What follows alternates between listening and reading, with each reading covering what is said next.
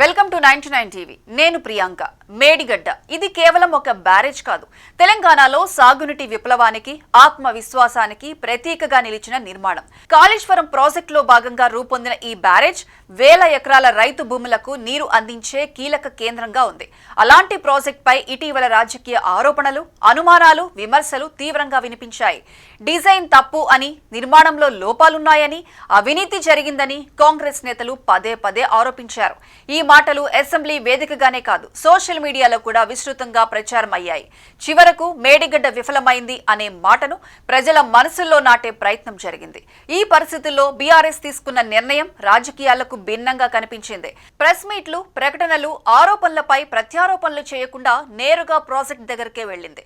మాజీ మంత్రులు, retired chief ఇంజనీర్లు, టెక్నికల్ నిపుణులు అందరూ కలిసి మేడిగడ్డ బ్యారేజ్ ను ప్రత్యక్షంగా పరిశీలించారు. ఈ పర్యటన రాజకీయ టూర్ కాదు, ఇది ఫ్యాక్ట్ చెక్ యాత్ర. బ్యారేజ్ గేట్లు, పిల్లర్లు, ఫౌండేషన్ భాగాలు అన్ని చెక్ చేశారు. ఇంజనీర్లు అక్కడే నిలబడి డిజైన్ వివరాలు, నిర్మాణ ప్రమాణాలు, భద్రతా అంశాలను వివరించారు.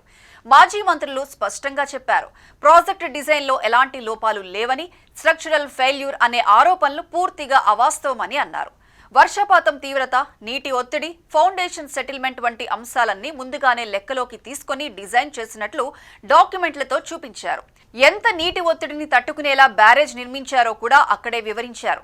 ఈ వివరాలని చూసిన తర్వాత ఒక ప్రశ్న సహజంగా ఎదురైంది. నిజాలు ఇలా ఉంటే కాంగ్రెస్ ఎందుకు ఈ స్థాయిలో ఆరోపణలు చేస్తోంది అని. దీనికి బీఆర్ఎస్ నేతలు ఇచ్చిన సమాధానం స్పష్టంగా ఉంది. ఇది ప్రాజెక్టుపై దాడి కాదని, కేసీఆర్ విజన్ పై దాడి అని వారు అన్నారు. కాళేశ్వరం అంటే కేసీఆర్ ఆలోచనలకు ప్రతిరూపం. ఆ విజన్ ను చిన్నబుచ్చాలనే ఉద్దేశంతోనే మేడిగడ్డను లక్ష్యంగా చేసుకున్నారని ఆరోపించారు. ఇక్కడ మరో ముఖ్యమైన అంశం కూడా చర్చకు వచ్చింది. ప్రాజెక్టు దగ్గరకు వెళ్లి ఇంజనీర్లతో మాట్లాడి నిజాలు తెలుసుకునే ధైర్యం ఎవరికుంది అనే ప్రశ్న. కాంగ్రెస్ అలా చేయడానికి సిద్ధమా, లేక కేవలం పేపర్ స్టేట్మెంట్లు, ఆరోపణలతోనే సరిపెట్టుకుంటుందా అన్న సందేహాన్ని బీఆర్ఎస్ లేవనెత్తింది. బీఆర్ఎస్ మాత్రం ఒక విషయం స్పష్టంగా చెప్పింది.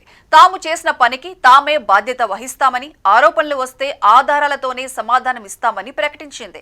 ఇది రాజకీయ రక్షణ కాదు, టెక్నికల్ డిఫెన్స్ అని చెప్పారు.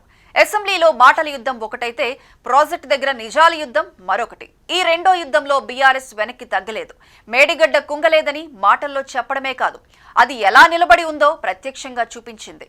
ఈ సంఘటనతో ఒక విషయం స్పష్టంగా తెలియచేస్తోంది. ఆరోపణలు చేయడం చాలా సులువు, కానీ నిజాలను చూపించడం, ఆధారాలతో మాట్లాడాలంటే ధైర్యం ఉండాలి. ఆ ధైర్యం ఈసారి మేడిగడ్డ వద్ద కనిపించింది. ఇది కేవలం ఒక ప్రాజెక్టు కథ కాదు, రాబోయే రాజకీయ పోరాటాలకు ఇది ఒక కీలక అధ్యాయం. ఎందుకంటే మేడిగడ్డపై దాడి అంటే కాళేశ్వరం మీద దాడి, కాళేశ్వరం మీద దాడి అంటే కేసీఆర్ విజన్ మీద దాడి. ఆ విజన్ ను ప్రజల ముందు ఎలా నిలబెట్టుకోవాలన్నది ఈ యాత్ర ద్వారా బీఆర్ఎస్ చూపించింది.